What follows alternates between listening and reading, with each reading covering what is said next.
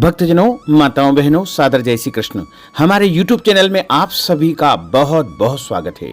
सावन का पहला सोमवार 10 जुलाई 2023 के दिन है और इस दिन अष्टमी तिथि भी रहेगी एवं रेवती नक्षत्र होगा। श्रावण का पहला सोमवार है। सभी भक्तजन, माताएं, बहनें भगवान शिव और माता पार्वती की प्रसन्नता के लिए सावन सोमवार का व्रत रखेंगे, क्योंकि सावन सोमवार का व्रत रखने से मनुष्य के जीवन की सभी मनोकामनाएं अवश्य ही पूर्ण हो जाती है। यदि विद्यार्थी है और उच्च शिक्षा को प्राप्त करना चाहते हैं या शिक्षा में सफलता प्राप्त करना चाहते हैं तो आप श्रावण सोमवार का व्रत जरूर करें। इससे आपको उच्च शिक्षा की प्राप्ति होगी और शिक्षा में भी आपको सफलता मिल जाएगी। इसी तरह यदि आपकी पढ़ाई पूर्ण हो चुकी है, यानी आप पढ़ाई पूर्ण कर चुके हैं और नौकरी की तलाश में हैं या व्यापार करने का विचार कर रहे हैं, तो आपको सावन सोमवार का व्रत जरूर करना चाहिए। और आपकी नौकरी लग चुकी है लेकिन आपके विवाह का अभी तक अवसर नहीं आया है, उत्तम वर या वधू की प्राप्ति नहीं हो पा रही है, आपका विवाह हो गया है लेकिन आपके घर में संतान प्राप्ति का अवसर नहीं मिल पा रहा है, या फिर आपके घर में आर्थिक समस्याएं हैं, या आपके घर में पारिवारिक क्लेश बहुत अधिक रहता है, या फिर आपके घर में कर्ज की बहुत ज्यादा स्थिति निर्मित हो चुकी है, या आपके घर परिवार में या आप स्वयं बहुत ज्यादा रोगी है, या अन्य कोई भी समस्या यदि आपके जीवन में है, तो उस समस्या को समाप्त करने हेतु आपको सावन सोमवार का व्रत जरूर करना चाहिए। क्योंकि श्रावण का महीना भगवान भोलेनाथ और माता पार्वती का बहुत प्रिय महीना माना जाता है। शिव प्रिय पवित्र श्रावण मास में यदि 16 सोमवार, सावन सोमवार, सोम प्रदोष, शिव चतुर्दशी या अन्य कोई भी व्रत रखा जाए तो भक्तों की सभी मनोकामनाएं जल्द ही पूर्ण हो जाती है। सावन का पहला सोमवार है और इस दिन अष्टमी तिथि भी है। सोमवार के स्वामी स्वयं चंद्रमा रहते हैं और चंद्रमा के अधिष्ठाता देवता भगवान शंकर जी होते हैं। चूंकि इस दिन अष्टमी तिथि है और अष्टमी तिथि के जो स्वामी होते हैं वो स्वयं रुद्र होते हैं। रुद्र का अर्थ होता है भगवान सदाशिव भोले बाबा। तो इस बार 10 जुलाई को श्रावण माह का पहला सोमवार और अष्टमी का महासंयोग निर्मित हो रहा है। यानी इस दिन आप जो भी व्रत करेंगे, पूजा करेंगे, उपाय करेंगे, उसका जल्द ही आपको फल प्राप्त होगा। लेकिन जब कोई भी उपाय व्रत जब तब हम करते हैं तो उसमें कुछ महत्वपूर्ण नियमों का भी आपको पालन करना चाहिए। और श्रावण का पहला सोमवार 10 जुलाई को है, तो आपको 9 जुलाई के दिन से ही कुछ महत्वपूर्ण नियमों का पालन करना होगा। जैसे 9 जुलाई को आपको जो है शुद्ध और सात्विक भोजन करना है, और 9 जुलाई को यदि माताएं बहनें सोमवार को सर नहीं धो पाती है तो एक दिन पहले ही यानी रविवार को सर धोकर के स्नान कर ले। वैसे तो शास्त्रों में लिखा हुआ है कि कोई भी व्रत करते हैं तो सर धोकर ही स्नान करके उस व्रत का आरंभ करना चाहिए, लेकिन आपके यहाँ यदि कोई ऐसी परंपरा है तो आप एक दिन पहले सर धोकर के स्नान कर ले और व्रत वाले दिन सामान्य स्नान करें। तथा रविवार के दिन आपको शुद्ध पवित्र भोजन करना चाहिए। हालांकि रविवार के दिन आप 2 समय भोजन कर सकते हैं, इसका कोई दोष नहीं है, लेकिन ध्यान रखें इस दिन लहसुन, प्याज, मांस, मदिरा और किसी भी प्रकार का अभक्ष भक्षण आपको बिल्कुल नहीं करना है। शुद्ध और पवित्र भोजन आपको करना चाहिए। तथा इस दिन ब्रह्मचर्य व्रत का पालन करते हुए अगले दिन यानी 10 जुलाई 2023 श्रावण माह के पहले सोमवार के दिन आपको सबसे पहले जल्दी उठना है। ध्यान रखें सूर्योदय के पहले ही आपको उठ जाना चाहिए। उठ करके सबसे पहले आप नित्य कर्म से निवृत्त होकर के स्नान कर ले, और नहाने के बाद सबसे पहले धुले हुए कपड़े आपको पहनना चाहिए। सावन सोमवार व्रत जो करता है उसको किसी भी परिस्थिति में काले कपड़े बिल्कुल नहीं पहनना चाहिए, और मस्तक पर अपनी रुचि के अनुसार तिलक जरूर लगाएं। तिलक आप कुमकुम, चंदन, हल्दी, भस्म या जल का भी तिलक लगा सकते हैं। और उसके बाद आपको सबसे पहले संकल्प धारण करना है। वैसे तो आप अपनी मनोकामना को बोलते हुए संकल्प धारण कर सकते हैं, यानी मन ही मन आपको बोलना है कि आज मैं अमुक कामना के लिए, जैसे आप शीघ्र विवाह के लिए व्रत कर रहे हैं तो आप बोल लीजिएगा मेरा शीघ्र विवाह हो जाए, और जो भी मन में इच्छा है वो आप बोल लीजिएगा। या फिर एक पंक्ति का जो संकल्प हम आपके सामने बोल रहे हैं उसको सुनते हुए भी आप संकल्प धारण कर सकते हैं। एक पंक्ति का संकल्प है मम क्षेम स्थैर्य विजय आरोग्य ऐश्वर्या अभिवृद्ध्यर्थम सावन सोमवार व्रत कर्माहम करिष्ये। इस प्रकार आपको संकल्प भगवान के सामने अर्पण करना है। आपका व्रत उसी समय से आरंभ हो जाएगा। सावन सोमवार व्रत वाले दिन दूध नहीं पीना है।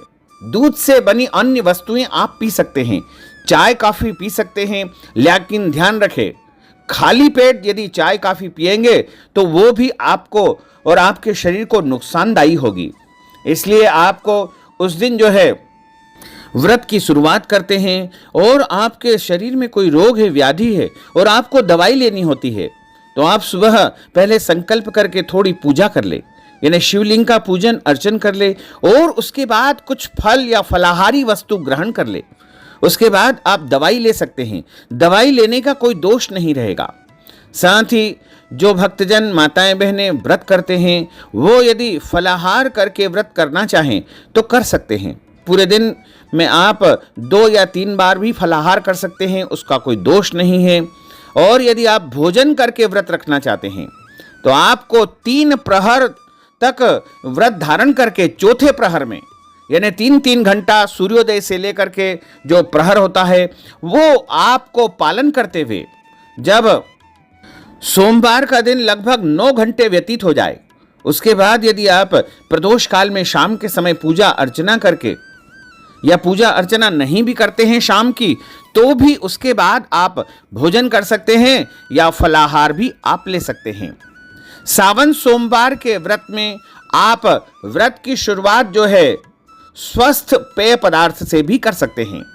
उपवास के दौरान अक्सर शरीर में पानी की कमी हो जाती है, इसलिए आप दिन की शुरुआत में कुछ जूस पी सकते हैं, नींबू पानी पी सकते हैं, नारियल का पानी पी सकते हैं। इससे आप खुद को भी स्वस्थ रख सकते हैं।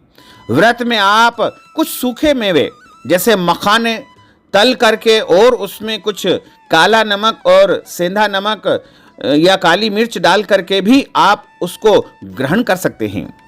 16 सोमवार व्रत में आप आलू, लौकी, कद्दू और अरबी की सब्जी का उपयोग कर सकते हैं। इन सब्जियों को शुद्ध और सात्विक माना जाता है। इन्हें आप घी और जीरा में जो है हरी मिर्च, काली मिर्च और सेंधा नमक डाल करके उपयोग कर सकते हैं। सावन के सोमवार में फल आप खा सकते हैं। फलों में आप केला खा सकते हैं, सेब खा सकते हैं, संतरा खा सकते हैं, अनार खा सकते हैं, पाइनएप्पल खा सकते हैं, नारियल पानी पी सकते हैं। इसके अलावा अन्य जो भी फल होते हैं, खीरा, ककड़ी होती है, वो भी आप उपयोग कर सकते हैं। इससे आपका शरीर भी स्वस्थ रहेगा और आपका व्रत भी भंग नहीं होगा। यदि आप व्रत करते हैं तो आपको हल्का फुल्का फलाहार 2 या 3 समय लेना चाहिए, और यदि आप भोजन करना चाहते हैं तो सुबह के समय आप फलाहार ले लें और शाम को जब 3 प्रहर व्यतीत हो जाए उसके बाद आप भोजन करें। भोजन में आपको शुद्ध भोजन करना चाहिए। इसमें किसी भी प्रकार से आपको मांस, मदिरा, लहसुन, प्याज और मसूर की दाल, कटहल की सब्जी का उपयोग नहीं करना चाहिए। और यदि आप फलाहार करते हैं तो आपको धनिया पाउडर, मिर्च, लाल मिर्च और सादा नमक का उपयोग नहीं करना चाहिए, तथा इसमें आपको आटा, बेसन, मैदा, सत्तू, अन्न की वस्तु का उपयोग यदि आप फलाहार करते हैं तो आपको नहीं करना है। यानी आपका शरीर जिस प्रकार से साथ देता है उसी प्रकार आपको व्रत धारण करना चाहिए। बहुत अधिक कठोर व्रत धारण करना बहुत ज़्यादा आवश्यक नहीं होता है। अपने शरीर की परिस्थिति को देख करके आपको व्रत धारण करना चाहिए। सावन सोमवार के व्रत में भगवान शिव और देवी पार्वती और भगवान गणेश जी, कार्तिक स्वामी, नागराज जी और उनके परिवार की पूजा की जाती है। हमारे शास्त्रों में बताया गया है कि जो सावन सोमवार का व्रत किया जाता है वह सावन सोमवार के सूर्योदय से आरंभ होगा। यानी सावन सोमवार को 10 जुलाई को सूर्योदय लगभग 5:47 पर हो जाएगा। उसके बाद आपका व्रत आरंभ हो जाएगा, जो कि तीसरे प्रहर तक होगा।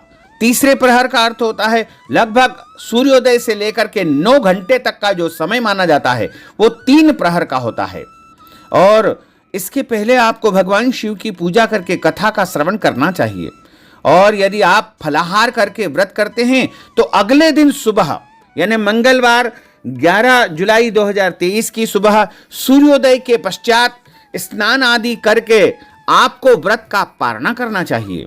और यदि आप चाहें तो शाम के समय भी आप भोजन कर सकते हैं।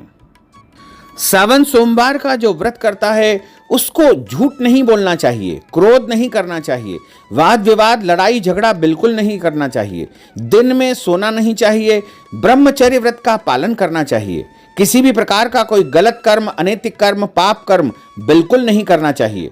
शुद्धता पवित्रता के साथ में पूरा दिन आपको व्यतीत करना चाहिए। और यदि कोई भी मांगने वाला भिक्षुक या जरूरतमंद व्यक्ति आपके द्वार पर आता है तो आपको उसको खाली हाथ नहीं लौटाना चाहिए। यदि कोई गौ माता आती है तो उनको भी आपको रोटी खिलाना चाहिए। और यदि आप भगवान शंकर जी का पूजा करना चाहते हैं, शिवलिंग का पूजन अर्चन करना चाहते हैं, तो आप अपने घर में जो शिवलिंग है उनका भी पूजन कर सकते हैं। और यदि आप चाहें तो मंदिर में शिवालय में जाकर शिव जी का पूजन जरूर करें। लेकिन ध्यान रखें, शिव जी का जब हम पूजन करते हैं तो उसमें मूर्ति पूजा का विधान नहीं है, क्योंकि शिव महापुराण में बताया है कि शिव जी की पूजा शिवलिंग के रूप में ही की जाती है। और शिवलिंग यदि अकेला है तो वहां पर आप शिव परिवार का ध्यान करते हैं, उनके नाम का भी एक एक फूल चढ़ाते जाए, क्योंकि अक्सर घरों में शिवलिंग अकेला ही होता है। तो आप शिवलिंग के समीप भगवान गणेश जी का सर्वप्रथम स्मरण करके उनके नाम का एक पुष्प चढ़ा दें। और उसके बाद में भगवान शिव के जो पुत्र है कार्तिक स्वामी, उनके नाम का भी एक पुष्प चढ़ा दें। और भगवान शिव की एक पुत्री है अशोक सुंदरी जी के नाम का भी पुष्प चढ़ाएं। और उसके बाद आप माता पार्वती तथा नागराज भगवान का पूजन करें। उसके बाद नंदीगण एवं भगवान शिव जी का पूजन अर्चन करें। तो आप सबसे पहले उनको 4 बार जल चढ़ाएं। 4 बार जल चढ़ाने के बाद में भगवान शंकर जी को दूध से स्नान कराएं, फिर शुद्ध जल चढ़ाएं, फिर दही चढ़ाएं, फिर शुद्ध जल चढ़ाएं। और उसके बाद घी से स्नान कराएं, फिर शुद्ध जल चढ़ाएं। और उसके बाद शहद से स्नान कराएं, फिर शुद्ध जल चढ़ाएं। उसके बाद शक्कर से स्नान कराएं, फिर शुद्ध जल चढ़ाएं। और उसके बाद पंचामृत जो मिला हुआ रहता है, दूध दही शहद शक्कर घी, इसे पंचामृत कहा जाता है, इससे स्नान करवाने के बाद शुद्ध जल चढ़ाएं। और चंदन के जल से स्नान कराएं, फिर शुद्ध जल चढ़ाएं। फिर आप उनको इत्र के जल से स्नान कराएं, फिर शुद्ध जल चढ़ाएं। भस्म के जल से स्नान कराएं, फिर शुद्ध जल चढ़ाएं। और उसके बाद भोले बाबा को आप भांग के जल से भी स्नान करवा करके शुद्ध जल चढ़ा सकते हैं। इसके बाद तीर्थ जल गंगा जल से उनको स्नान कराएं।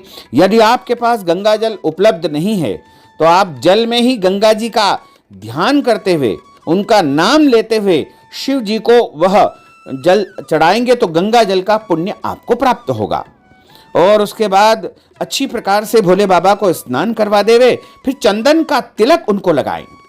और उसके बाद अक्षत यानी चावल उनको चढ़ाना चाहिए। अक्षत टूटे फूटे या खंडित नहीं होना चाहिए, साफ सुथरा। और पूरे पूरे चावल के दाने एकत्रित करके उनको पानी में भिगो करके शिवलिंग के ऊपर चढ़ाना चाहिए।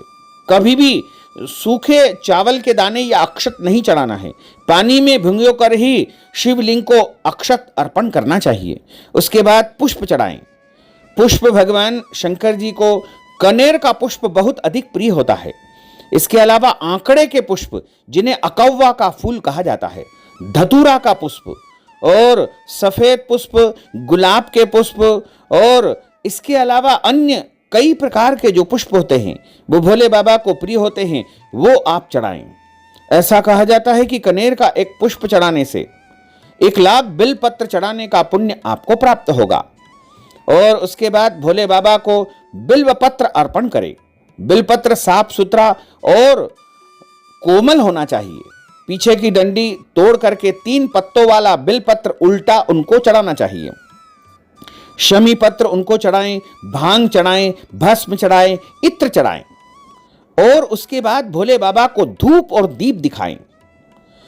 धूप दीप दिखाने के बाद भोग सामग्री यानी नैवेद्य आप जो लगाना चाहते हैं, आप चाहें तो घर से कोई भी मीठी वस्तु बना ले। मीठी वस्तु भोलेनाथ को बहुत अधिक प्रिय होती है।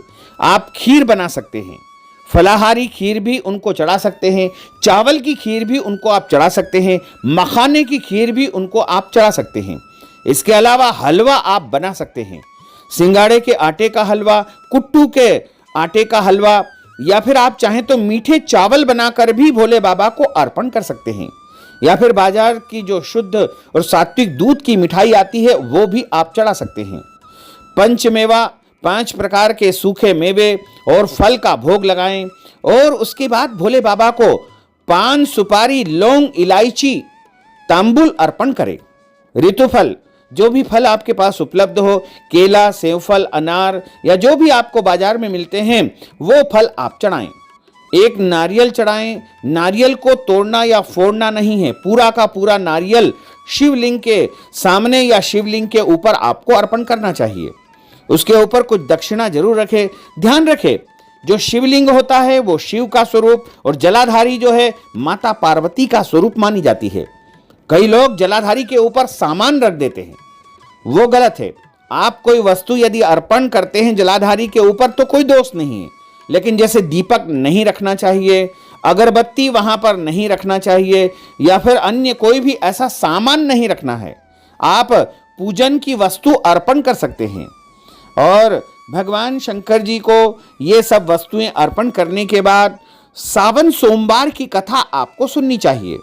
उसके बाद आरती करना चाहिए, क्षमा याचना करनी चाहिए और जब आपकी पूजन कार्य संपन्न हो जाए तो आप अपने स्वयं के लिए जो फलाहार तैयार किया है उसका भगवान को भोग लगाएं। भगवान के सामने रख करके उसके ऊपर बिलपत्र रख करके और जल घुमा करके भगवान को अर्पण करें।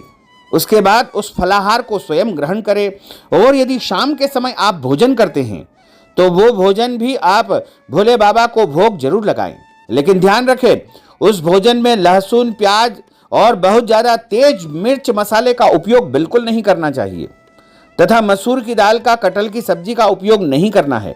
मांस, मदिरा, अभक्ष भक्षण का उपयोग कतई आपको नहीं करना चाहिए।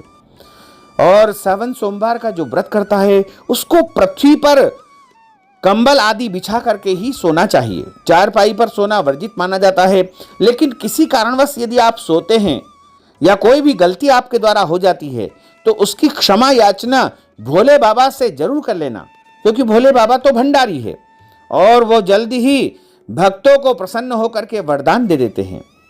और 16 सोमवार का व्रत यदि आप करना चाहते हैं तो उसके लिए कुछ अलग विधान है। वैसे तो प्रायः जो सोमवार व्रत की विधि होती है उसी के अनुसार आप कर सकते हैं। इस बार कई लोगों के मन में एक धारणा है कि अधिक मास, मल मास का महीना है तो पहली बार सावन सोमवार उठा सकते हैं या नहीं उठा सकते हैं, पहली बार 16 सोमवार उठा सकते हैं या नहीं उठा सकते हैं। इस विषय में हम आपको स्पष्ट कर दें कि ऐसा कोई नियम नहीं है कि जिस साल अधिक मास, पुरुषोत्तम मास आता है उस बार पहली बार व्रत नहीं उठा सकते हैं।